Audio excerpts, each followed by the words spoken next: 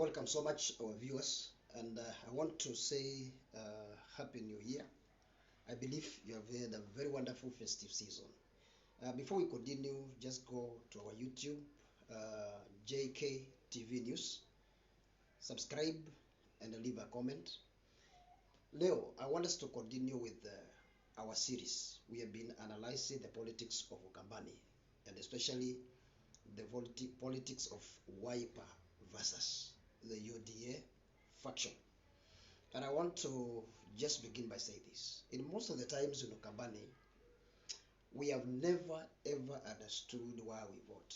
Tumekuwa tukipiga kura, but we have never understood the meaning and the importance of our votes. The communities, zinaziamania maana makula, like the Kikuyus and the Kalejins. You have seen how they normally vote because they have been leadership, they have been in leadership of this country. And let me say how sweet it is to be on the table where the resources are being shared and to be among the number of those who are driving the country politically, economically, and development-wise. In 1997, by Madam Weta Charity Gilu, Ongamie Jakevila Chosumbe. And I want to salute Madam Giru. She did a very, very, very wonderful campaigns. That time, you remember the Masa Yangilo. Na ilifika mahali weza kwezi Yangilo nunuone katoto na kosa kibela Chosumbe na kenda the first woman in this country. But by the end of the day, I believe, I think she emerged number 4 and Kibela Chosone Moi. Then in 2002, we had Kibaki, 2007, Kalonzo Kaungama, and Kibela Chosumbe. Na alama kudaje Kalonzo because I have seen people are writing him off. Kalonzo, I want to confirm here, he is one of the best politicians and the most experienced that we have in this country. And most likely, and Alaibia Mustali Nwambe, he is the most experienced person because he has been in leadership for long. He has tried very many things. He has been in office. He has held different departments in the leadership of the country. And he has succeeded in most of them.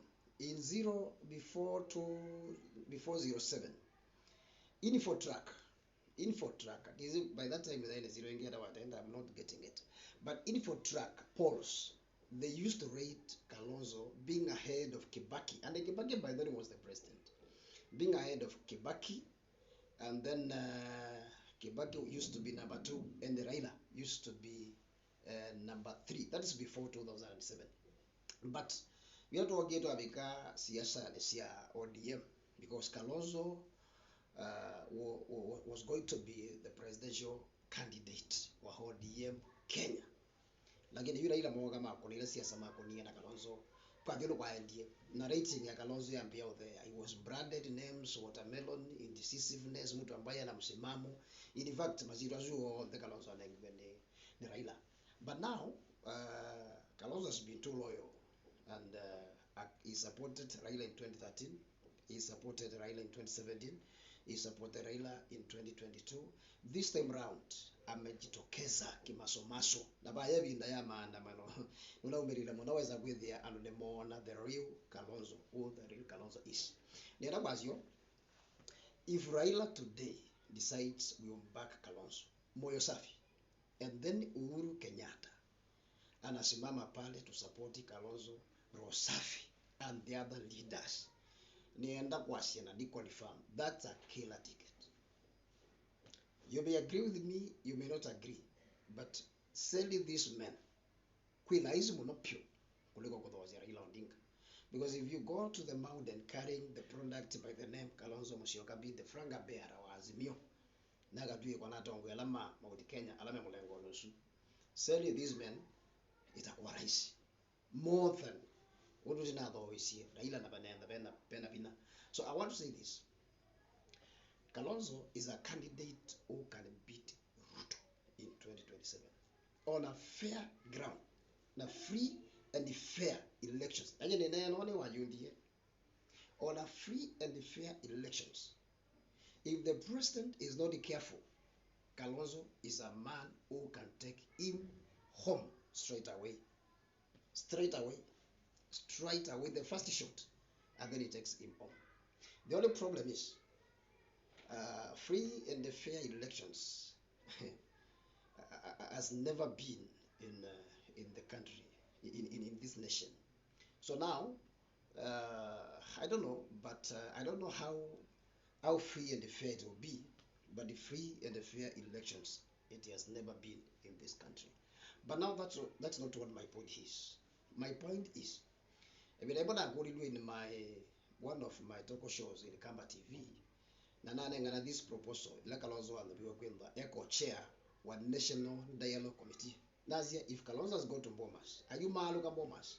Ati Gigishaka na obisiwa official opposition leader, the way Ekwa, Nawalika Katiba. And I can see that he did it. Nazia number two, Amina Kweku, challenge Kila Kirene Chakalonzo. The candidate wa Kalonzo to beat right now, it is not Ruto. The headache ya Kalonzo number one, it is Raila. And then we Kalonzo as here, if we have to win in 2027, then we have to win the race in 2024. And I want to add this. And challenge him and challenge the Wiper leadership. Your challenge number one, it is not Ruto. Ruto is your challenge number two. Your challenge number one is Raila Amolo Odinga.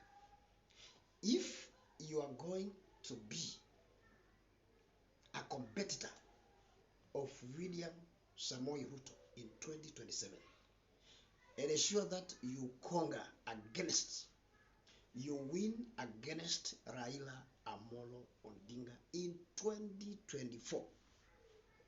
If you don't deal with this man, forget about not winning 2027, but forget about being a formidable force in 2027.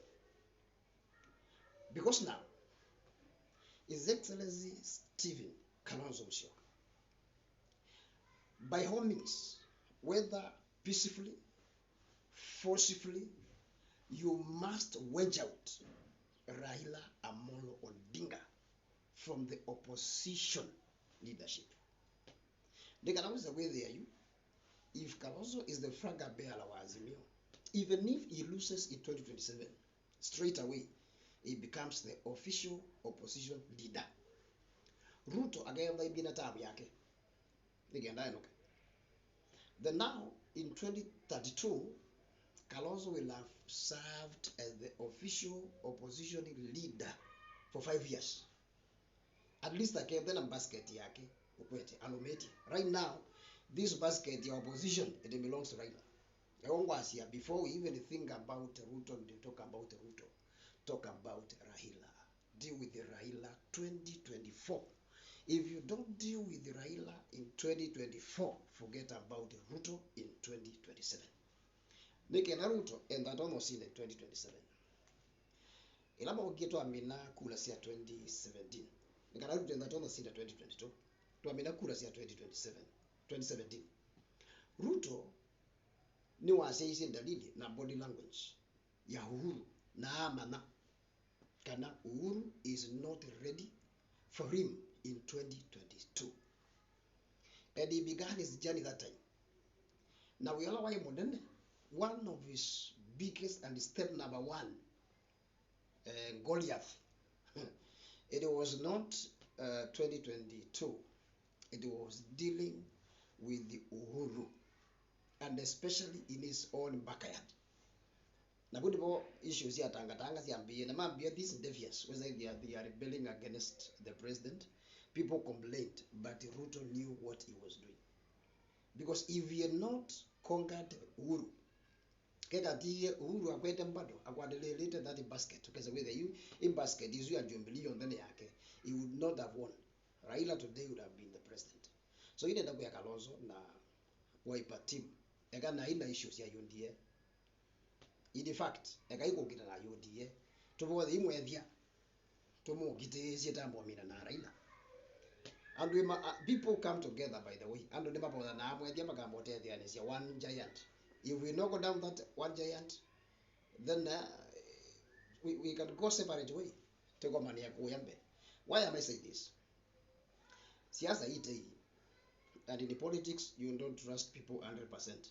So you cannot trust no ye Kalonzo no yazi Raila aka endorse Kalonzo. If you look the body language of Raila and some of his very key supporters, Raila no another one bullet. If Raila stands today, he still have the masses. He's still a force. So that is why we are saying, you Kalonzo, you ambele, then to become January. Why you them with the going to a crisis in the Azimio team. You are one of his people. You do undergo a KO and agena mazo. To endama di maunga me TV na mayaza this time round. It is Kalonzo. Na magine ile mustali news. Na maivi maybe Nyanza, maybe some other part of the country. Matena Raila, Makambeni, Masi Raila has to. Let them stir up a crisis. Nigga, now is our testing of the waters. To become May, to become June, to become August. You can also remember Ane Dalola, Ogazagwe, you know where them. Otherwise, right now, he's still behind the shadows of Raila Amolo Odinga. So it is my hand device. Kalonzo, wiper, deal with the giant Raila. If you deal with the giant Raila, you win over him. 2024. Then in 2027, you'll be a formidable force and you'll be able to run against the city president, the incumbent. Thank you so much.